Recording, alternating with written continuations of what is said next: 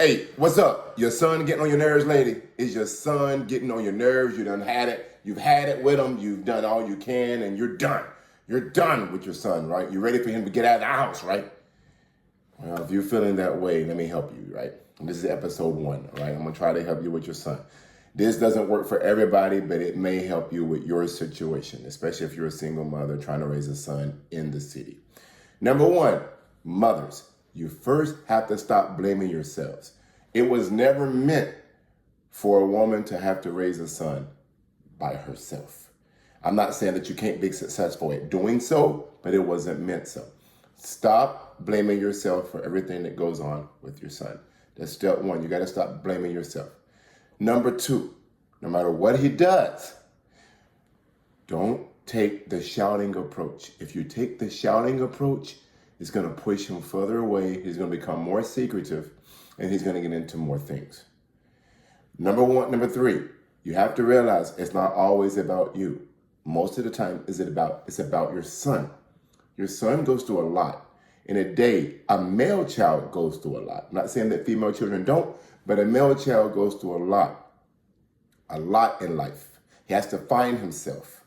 And if there's no man in the household, he has to find himself amongst other men or amongst uncles or amongst friends or relatives, etc. It's not easy for him.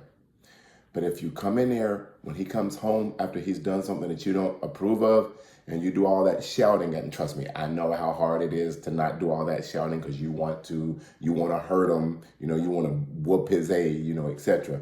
But that's not going to help. Let me give you some suggestions. Suggestion number 1, I want you to do this. Whenever you're at your most angry or you're very, very angry, instead of shouting and screaming at him when he comes home, give him a hug first, right? Give him a hug, tell him you love him, all right? And tell him that you're always there to listen if you want to talk about anything. And let him come on his own time and terms to talk. Try not to judge him. Don't use the judging method. The judging method is going to push him further away, right?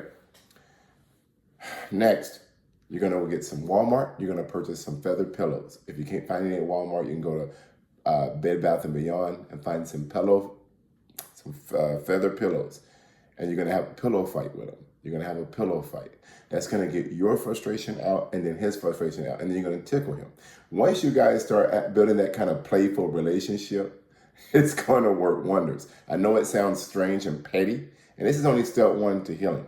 This is healing because you're getting the frustration out. Then you have to earn his trust. You can't be on the phone with your sister or your cousins or your other nephew or your brother or sister or mother. You can't be on the phone with them talking about the problems you have with your son. Because what happens is if they tell someone else and then it comes back to your son, then you've already put a bridge or a wedge between you and his relationship. And that's what you don't want to do. This has to be between you and your son. Sometimes you have to keep family matters within the immediate family system. You can't spread his business out there. And I know that you want to go on the phone and you want to call your sister and be like, I'm tired of him. He's like, got me at your work. Can't do that if you want to bring him to you. He has to feel that he can trust you. This is episode 1. This is part 1 of beginning the bond again, or what do you call it? Or rebounding. Stay tuned for some more episodes on fixing these relationships with your son. All right.